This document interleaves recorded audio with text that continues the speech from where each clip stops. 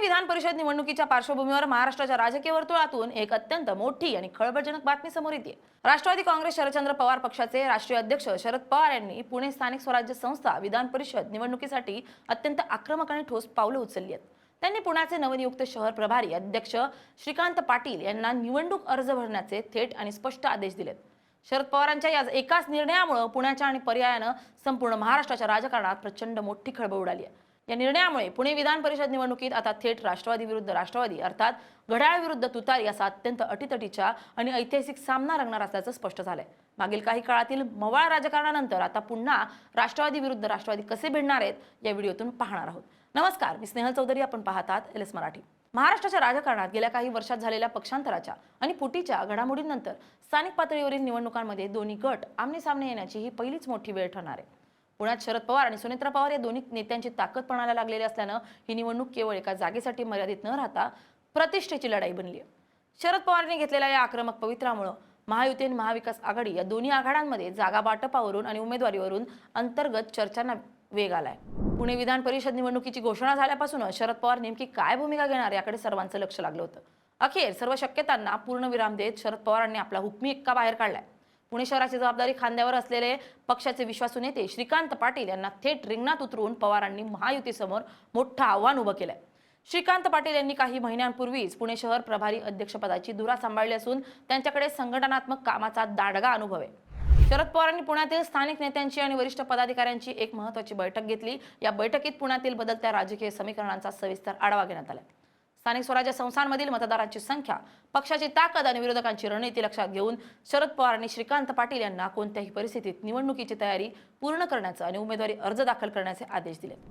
पवारांच्या या सूचनेनंतर संपूर्ण पुणे शहर आणि जिल्हा राष्ट्रवादी काँग्रेस शरदचंद्र पवार पक्षाच्या कार्यकर्त्यांमध्ये कमालीचा उत्साह निर्माण झाला असून त्यांनी रणनीती आखण्यास सुरुवात केली। या निवडणुकीचे सर्वात मोठे वैशिष्ट्य म्हणजे पुण्यात होणारी राष्ट्रवादी विरुद्ध राष्ट्रवादी लढत।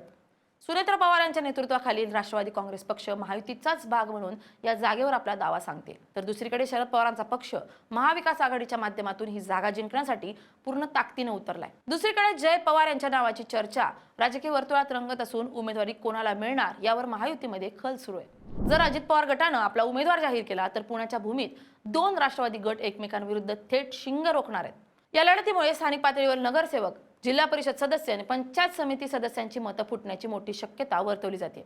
कोणाचे नगरसेवक आणि प्रतिनिधी कोणाच्या पाठीशी राहतात हे पाहणं अत्यंत रंजक ठरणार आहे। या थेट लढतीमुळे पुण्याचं राजकीय वातावरण कमालीचं तापलं असून दोन्ही बाजूंकडून गुप्त बैठकांचं सत्र सुरू झालंय। एकीकडे शरद पवारांनी आपल्या उमेदवाराचं नाव निश्चित केलं असताना दुसरीकडे सत्ताधारी महायुतीमध्ये पुणे विधान परिषदेच्या जागेवरून अंतर्गत संघर्ष उफाळून आल्याचं पाहायला मिळतंय। पुणे जिल्ह्यात आणि महानगरपालिकेत भारतीय जनता पक्षाची ताकद मोठी असल्याचा दावा करत भाजपच्या स्थानिक नेत्यांनी ही जागा भाजपनेच लढवावी अशी आग्रही मागणी लावून धरली आहे। पुणे महानगरपालिकेचे माजी सभागृह नेते गणेश बिडकर आणि जिल्ह्यातील इतर प्रमुख आमदारांनी एकत्र येत थेट देवेंद्र फडणवीस यांची भेट घेतली आहे। भाजप नेत्यांचा असा दावा आहे की पुणे जिल्ह्यातील स्थानिक स्वराज्य संस्थांमध्ये भाजपकडे स्वतःचे 309 निवडून आलेले सदस्य आहेत। याशिवाय दौंडूमधील नागरिक हित संरक्षण मंडळ विकास आघाडीचे 17 सदस्य आणि इंदापूरमधील कृष्णा भीमा विकास आघाडीचे 7 सदस्य अशा एकूण 333 जागांहून अधिक सदस्यांचं भक्कम संख्याबळ केवळ भाजपकडे आहे। या संख्याबळाच्या जोरावर ही जागा भाजप सहज जिंकू शकते। त्यामुळे महायुतीत ही जागा अजित पवार यांच्या राष्ट्रवादीला न सोडता भाजपलाच मिळावी असा दबाव वाढवला जातोय। मात्र अजित पवार गटाचे नेते योगेश बहल यांनी यावर तीव्र नाराजी व्यक्त केली आहे।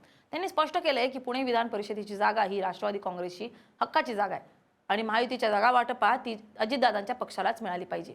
सुनेत्रा वहिनी खंबीर आहेत आणि त्याही जागा मिळवतील असा विश्वासही त्यांनी व्यक्त केलाय। महायुतीमधील हा अंतर्गत वाद आता कोणत्या थराला जातो आणि देवेंद्र फडणवीस आणि सुनेत्रा पवार यामध्ये काय तोडगा काढतात याकडे सर्वांचे डोळे लागले। दुसऱ्या बाजूला महाविकास आघाडी देखील पुणे विधान परिषद निवडणुकीत अत्यंत गांभीर्याने आणि नियोजित पद्धतीने उतरताना दिसते। मुंबईतील टिळक भवन येथे नुकतीच महाविकास आघाडीच्या प्रमुख नेत्यांची एक महत्त्वाची बैठक पार पडली। या बैठकीत राज्यातील स्थानिक स्वराज्य संस्थांच्या सर्व जागांवर एकत्रितपणे निवडणूक लढवण्याचा निर्णय घेण्यात आला। काँग्रेसचे प्रदेशाध्यक्ष हर्षवर्धन सपकाळ यांनी प्रसारमाध्यमांशी बोलताना स्पष्ट केलं की महाविकास आघाडी अत्यंत खेळीमेळीच्या वातावरणात जागा वाटपाची चर्चा करते आणि आगामी 2 दिवसात सर्व जागांचा अंतिम निर्णय जाहीर केला जाईल। महाविकास आघाडीत काँग्रेस उद्धव ठाकरेंची शिवसेना आणि शरद पवारांची राष्ट्रवादी यांच्यात पुण्यातील जागेबाबत सकारात्मक चर्चा झाली आहे। शरद पवारांनी श्रीकांत पाटील यांना अर्ज भरण्यास सांगितल्यामुळे महाविकास आघाडी पुण्यातील जागेवर शरद पवार यांच्या उमेदवाराला पूर्ण पाठिंबा देण्याची दाट शक्यता आहे. काँग्रेस आणि शिवसेना यांची ताकद श्रीकांत पाटील यांच्या पाठीशी उभी राहिल्यास महायुतीसमोरील अडचणी कमालीच्या वाढू शकतात. विधान परिषदेची ही निवडणूक स्थानिक स्वराज्य संस्थांच्या लोकप्रतिनिधींमधून होणार असल्यानं यामध्ये थेट जनतेचं मतदान नसतं. त्यामुळे ज्या पक्षाकडे अधिक नगरसेवक आणि जिल्हा परिषद सदस्य असतात त्याचा विजय सोपा मानला जातो. परंतु गेल्या 2 वर्षात महाराष्ट्रातील महापालिका आणि स्थानिक स्वराज्य संस्थांच्या निवडणुका रखडलेल्या असल्यानं अनेक नगरसेवकांचा कार्यकाळ संपलाय. अशा परिस्थितीत विद्यमान कायदेशीर परिस्थिती आणि उपलब्ध सदस्यांची मतं अत्यंत निर्णायक ठरणार आहेत. भाजपकडे 333 मतांचं बळ असल्याचा दावा केला जात असला तरी शरद पवारांच्या राजकीय डावपेचांमुळे निवडणुकीत मोठ्या प्रमाणावर क्रॉस वोटिंग होण्याची शक्यता नाकारता येत नाही. शरद पवार हे अशा प्रकारच्या अप्रत्यक्ष निवडणुकांमध्ये किंगमेकर मानले जातात. भूतकाळातील अनेक निवडणुकांमध्ये त्यांनी संख्याबळ कमी असतानाही आपल्या रणनीतीच्या जोरावर विजय खिचून आणलाय. त्यामुळे महायुतीकडे कागदावर जरी संख्याबळ जास्त दिसत असलं तरी प्रत्यक्ष मतदानाच्या दिवशी पुण्यात मोठी उलथापालथ होऊ शकते. त्यामुळे या निवडणुकीची उत्सुकता शिगेला पोहोचली. Bureau report LS Marathi.